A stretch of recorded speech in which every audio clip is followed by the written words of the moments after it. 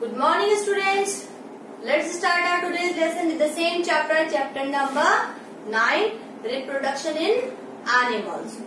So we already started this chapter, and in previous chapter we studied the learning objectives of this chapter and the meaning of reproduction and its importance. Previous chapter में हमने पढ़ा कि reproduction है क्या और उसकी importance क्या है. Now, in this chapter, in this lesson, we are going to study the two methods of reproduction. So we should know that there are two methods of reproduction. First is asexual reproduction and the second is sexual reproduction. Now, let's discuss first asexual reproduction. In this mode of reproduction, only single or one parent is required or one parent is involved. एक ऐसा reproduction जिसमें सिर्फ और सिर्फ एक individual की जरूरत होती है, एक ही पेरेंट की जरूरत होती है, that is called asexual reproduction. तो क्योंकि इसमें एक ही पेरेंट है और जो भी ऑफस्प्रिंग बन रहा है वो एक ही सिंगल पेरेंट से बन रहा है, so the offsprings are completely identical to the parent. तो जो भी ऑफस्प्रिंग बनेगा, जो भी बेबी बनेगा पेरेंट से, वो बिल्कुल अपने पेरेंट के जैसा ही होगा, उसमें किसी भी तरीके का कोई डिफरेंस नहीं आएगा. So what is the conclusion in asexual reproduction? In asexual reproduction, single parent is required. Second, the offspring is completely identical to the parent. Now come to the second mode of reproduction, that is sexual reproduction. दूसरा है sexual reproduction, a mode of reproduction in which the two parents are involved. एक ऐसा reproduction का method या mode जिसमें कि to parents required होते हैं. One is male, second is female. यानी कि इसके लिए हमें दो पेरेंट चाहिए ही चाहिए, जिसमें एक मेल होता है और एक फीमेल होता है. Such type of mode of reproduction is called sexual reproduction. So we can say that the mode of reproduction in which two parents are involved to produce their young ones is called sexual reproduction. तो obvious सी बात है कि जब दो parents अगर अपने offspring को produce कर रहे हैं तो उनमें दोनों पेरेंट्स के क्या होंगे, कैरेक्टरिस्टिक आएंगे, मेल के भी आएंगे और फीमेल के भी आएंगे. सो हम ये नहीं कह सकते हैं कि that the offspring is completely identical to the one parent. किसी भी एक पेरेंट का आइडेंटिकल होता है, या हम ये नहीं कह सकते हैं.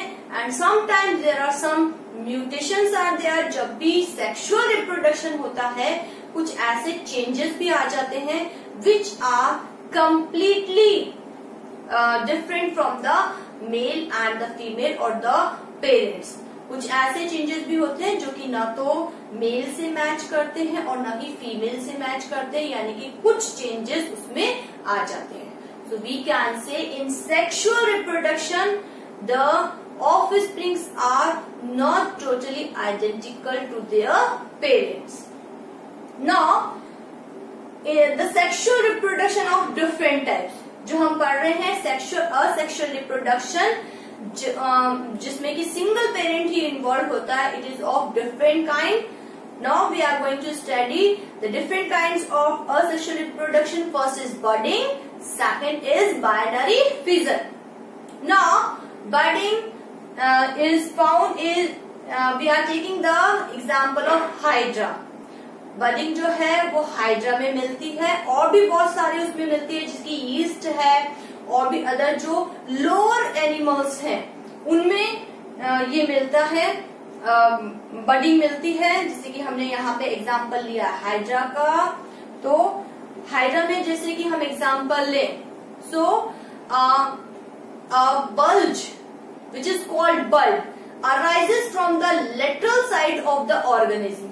इसमें सबसे पहले जो भी ऑर्गेनिज्म है, जैसे कि अगर हमने हाइड्रा का एग्जांपल लिया है, तो हाइड्रा की बॉडी के लेटरल साइड पे एक बल्ज यानी कि एक उभार पैदा होता है, जिसको कि हम कहते हैं बड. स्लोली और gradually this bud grows and then it detaches from the parent body and then grows into a mature individual. You can see this in this diagram. यहाँ हमने हाइड्रा का डायग्राम बनाया है.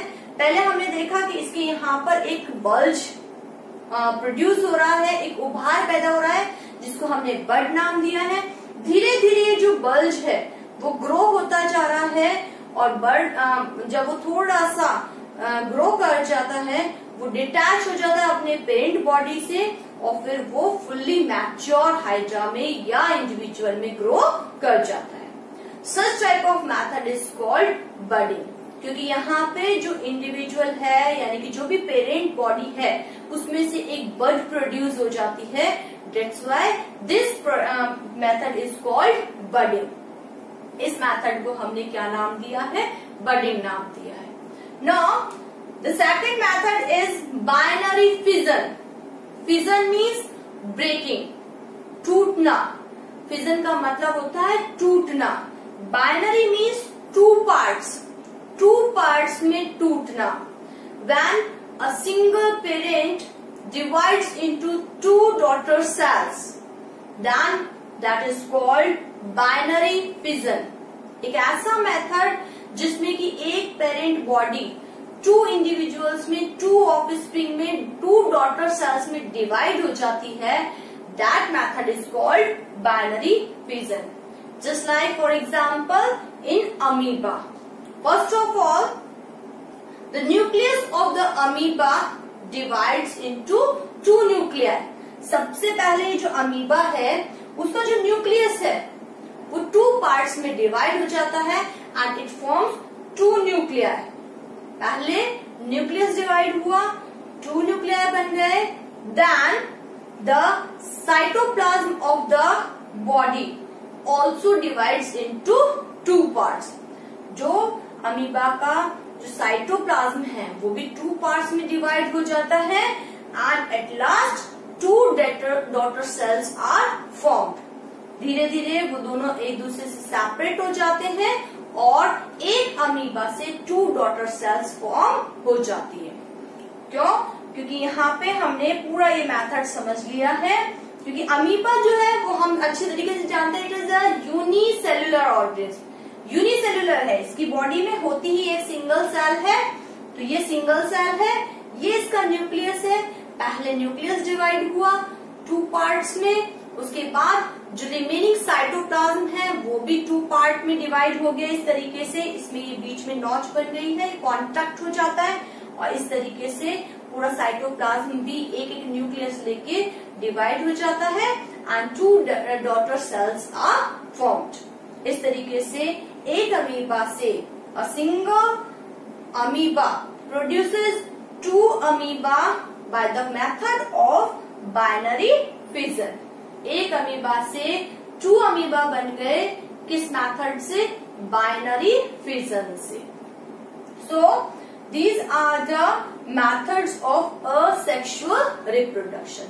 सो as I told you earlier that the asexual reproduction जो है, the asexual reproduction is the primitive type of the reproduction which is generally found in the lower category of animals. जो lower category के animals हैं जो कि primitive type के हैं, lower उसमें पाए जाते हैं, phylum में पाए जाते हैं, उनमें present होता है. तो यहाँ पे हमने ये देखा है कि जैसे हाइड्रा है, अमीबा है, ये यूनिसेल्युलर है या फिर प्रिमिटिव टाइप के एनिमल्स हैं, लोअर ग्रेड में आते हैं. पर जैसे जैसे हम एडवांस में जाते हैं वैसे वैसे उन सब में सेक्सुअल रिप्रोडक्शन प्रेजेंट होता है. तो यहाँ पे जब भी हम असेक्सुअल रिप्रोडक्शन की बात करेंगे तो हमारे माइंड में जो लोअर एनिमल्स हैं वो ही हमारे दिमाग में आने चाहिए, और जब भी हम सेक्सुअल रिप्रोडक्शन की बात करेंगे तब हमारे दिमाग में एडवांस एनिमल्स आने चाहिए, जैसे कि मैमल्स हैं और एवीज हैं, बर्ड्स हैं, रेप्टाइल्स हैं, जो एडवांस टाइप के एनिमल्स हैं वो आने चाहिए. So it is all about the two methods of reproduction, asexual and sexual reproduction. Now, in the next lesson, we will study the sexual reproduction. आगे हम नेक्स्ट लेसन में अच्छी तरीके से सेक्सुअल रिप्रोडक्शन पढ़ेंगे कि किस तरीके से सेक्सुअल रिप्रोडक्शन से जो ऑफस्प्रिंग्स हैं वो प्रोड्यूस होते हैं. That's all for the day. Thank you and have a nice day.